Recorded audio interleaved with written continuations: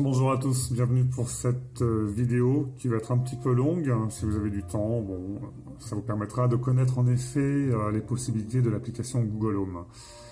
Alors Google Home, l'application, en effet, vous êtes obligé de l'installer pour pouvoir administrer votre Google Home, c'est une obligation. Mais dans cette application, il y a plusieurs fonctions, plusieurs options qu'il faut connaître pour justement mieux utiliser votre Google Home. Voilà. Donc nous allons les parcourir les unes après les autres. Alors déjà la première chose, c'est quand vous écoutez de la musique, vous avez accès, en effet, sur votre Google Home, à l'écoute en cours. Là on est sur TuneIn, la radio qui s'appelle Weekend Classique. Moi c'est pas Weekend Classique, c'est le nom de l'émission. Voilà. Sinon vous auriez le titre du morceau qui apparaît. Vous pouvez régler le volume depuis votre depuis votre application Google Home que nous avons là. Voilà. Tout comme ça vous évite surtout si vous n'êtes pas à côté de la Google Home. Donc là je vais baisser sur la Google Home, vous voyez. Voilà. Ça évite de dire OK Google, mets le volume à 20%. Vous voyez, ça c'est mis à 18. Bon, il y a un petit décalage, ça on ne sait pas d'où ça vient, mais bon, on va faire avec. Vous avez la possibilité de choisir les graves, les aigus, comme vous avez pu voir 6 juin. Voilà, je vais rapprocher un petit peu la fenêtre pour que vous voyez mieux. Bon, moi c'est ce que j'ai mis pour avoir un bon rendement au niveau de la qualité sonore. C'est important d'avoir une bonne qualité, d'augmenter un peu les aigus. Donc là nous avons vu les graves, les aigus, ici. Maintenant nous allons aller dans le petit écrou qui reprend, on va dire, les options. Donc ça on va les voir plus tard. On va revenir dans l'appareil maison. Voilà, là on est sur l'appareil maison. Et on va faire paramètres. Alors, il y a des choses importantes qu'il faut connaître. Ça on verra plus haut, dans un autre menu, puisque ça existe ailleurs. C'est le son de l'alarme minuteur. Parce que l'alarme minuteur, vous pouvez choisir le volume. Voilà. Donc moi j'ai mis un niveau pas trop élevé, parce que c'est vrai que c'est aussi le réveil matin. Donc si vous mettez à fond, ça risquerait de vous casser un peu les oreilles. Donc ça c'est le nom, les réseaux, voilà. Donc là c'est bon, ça c'est le réseau Wi-Fi sur lequel je suis connecté pour faire fonctionner ma Google Home. Mode invité désactivé, ça vous permet en effet aux invités de se connecter et donc d'avoir aussi la fonctionnalité de votre Google Home. Donc vous pouvez l'activer, c'est pas une obligation. Accessibilité, c'est quand vous sollicitez la Google Home. OK Google. OK Google. Donc il fait un bip. Vous avez remarqué, il fait un bip. Pareil pour la fin. Donc voilà, il y a un petit accident. C'est les moyens du beurre. OK Google. Es-tu là? Bonjour, oui, je suis là. Comment puis-je vous aider? Donc vous avez entendu, il y a un petit bip, on va recommencer. OK Google, es-tu là? Voilà, sorte. Là, je suis. J'aime parler comme Yoda. Donc son de début et son de fin, c'est quand il a confirmé... quand il vous a confirmé la reconnaissance vocale. On va remettre la musique. A été dirigé par Stéphane Zanderli. Voilà, pour l'instant ça parle. Alors, ça c'est les sons, l'activité 1.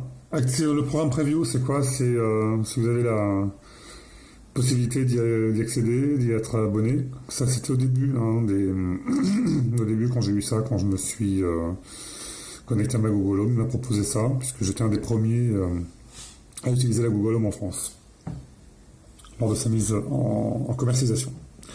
Le mode nuit, ça c'est bien le mode nuit. Vous choisissez voilà, la lumière, le son, les horaires, les jours, volume la nuit. Ça vous permet de ne pas être dérangé soit par quand elle parle, ou quand il y a une alarme par exemple. Donc ça vous permet d'avoir un volume particulier selon les horaires que vous souhaitez. Il n'y a qu'une plage horaire de sélectionnable, mais les jours sont multiples. Voilà, donc baissez le volume lors de l'écoute. Quand vous avez des appareils connectés, automatiquement à la télé, le volume baissera, par exemple. Contrôle de diffusion via d'autres appareils. Donc c'est pour leur permettre, en effet, c'est quand il y a des appareils attention, qui ne sont pas connectés, même non connectés, ils peuvent gérer le volume. C'est-à-dire que je suis allé chez quelqu'un, il avait sa Google Home, hein. J'ai pu, en effet, régler le volume de sa Google Home. Donc ça, il faut bien le désactiver si vous voulez pas que des voisins, parce que oui, ça peut être aussi un voisin qui habite dans le... Voilà, donc moi je l'ai désactivé. Voilà. Ça c'est important. Les appareils Bluetooth associés, c'est quoi? Ce sont les tablettes ou téléphones, smartphones, qui peuvent utiliser comme enceinte votre Google Home. Voilà, sur mon smartphone, j'ai envie d'écouter de la musique, mais pas sans le smartphone, je peux la connecter à la Google Home et la Google Home deviendra l'enceinte de mon smartphone. Les téléviseurs par défaut, bon ça c'est pour si vous avez des télé connectés, hein, il n'y en a pas. Voilà. Les graves et les aigus, ça on les a vu tout à l'heure. Correction de délai lecteur groupé, c'est quoi? C'est quand vous avez une diffusion musicale dans plusieurs pièces, sur plusieurs Google Home, il se peut qu'il y ait un décalage. Donc vous faites une correction de la synchronisation des audios entre différentes enceintes. Confidentialité, les rapports, en cas de panne, etc. Donc voilà. C'est pour envoyer des rapports en cas de plantage, en cas de bug. Alors là, on a vu les paramètres. On va revenir. On va pas aller là dans la liste de courses. On va aller dans plus de paramètres. Alors les informations personnelles, les préférences, il n'y a rien de changé. La météo, si vous voulez des degrés Celsius ou des Fahrenheit, hein, pour la météo. Ensuite, les paiements, ça c'est nouveau. Je ne me suis pas connecté, mais ça vous permet de configurer votre carte de crédit. Voilà, premier pas. Hein, si vous voulez vous amuser à rentrer votre carte bleue. Moi, je ne sais pas, tout simplement par conviction. Ça ne me donne rien, j'ai pas envie d'acheter. Donc je n'ai pas vu. Voilà, c'est ça mon principe. Voice Match. Alors, Voice Match, c'est pour vous.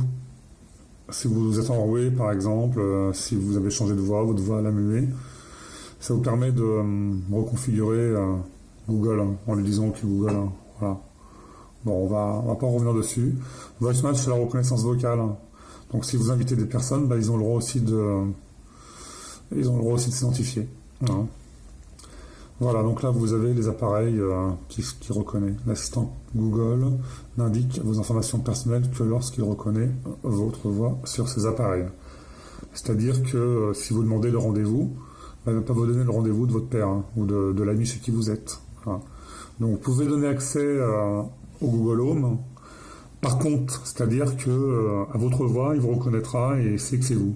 Donc c'est de l'identification, ça s'appelle tout ce qui est l'intelligence artificielle, simplement, hein, ça en fait partie.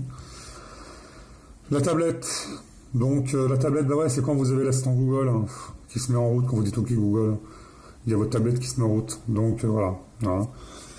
C'est ici. La maison, on revient à l'appareil, hein, voilà, qui est situé 44 place de l'église, mais c'est pas du tout mon adresse, hein, donc c'est l'adresse qui est juste à côté, voilà. Une adresse à côté. Donc la musique, ça vous permet de choisir votre fournisseur musical. Ils sont tous payants, donc moi j'utilise Spotify, je peux pas écouter ce que je veux. Après vous pouvez trouver aucun fournisseur par défaut, mais ça sert à rien puisque en fin de compte vous n'aurez aucun service. Voilà. Les autres services musicaux. Donc les autres services musicaux. Il n'y a rien, hein, c'est juste une information, les autres services musicaux qui sont là. Bon.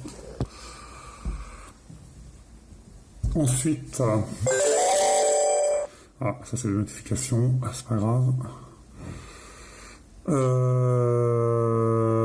Qu'est-ce qu'il y avait à dire déjà? Le contrôle de la maison, les actualités. Donc la musique, on l'a vu. Le contrôle de la maison, c'est pour vos appareils connectés. Non, j'en ai pas, donc ça sert à rien. Les actualités, c'est voilà, quand je dis quelles sont les actualités, automatiquement, c'est par rapport à votre journée, la configuration quotidienne, hein, à quoi ressemble ma journée. On le verra plus tard et donc vous pouvez choisir les informations qu'il diffusera. Donc si vous en choisissez 3, vous aurez 3 flashs de 3 radios différentes. Voilà. Donc moi j'ai choisi France Info Flash, ça dure 2 minutes et c'est très très bien. Ma journée, ça c'est un menu qui va évoluer. Donc on reviendra dessus parce qu'il va y avoir une grosse évolution là-dessus. Ça permettra de commander en une commande vocale de faire 3 actions supplémentaires.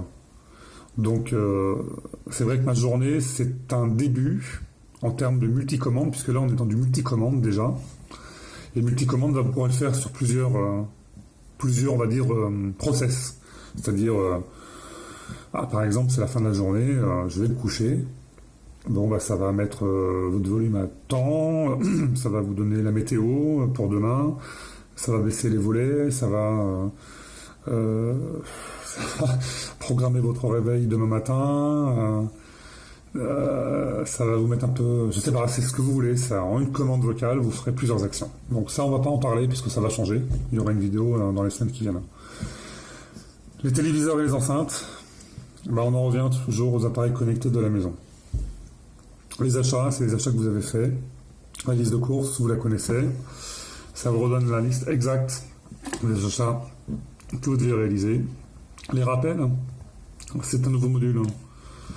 C'est les rappels. C'est-à-dire que maintenant, vous avez une interactivité avec votre agenda Google.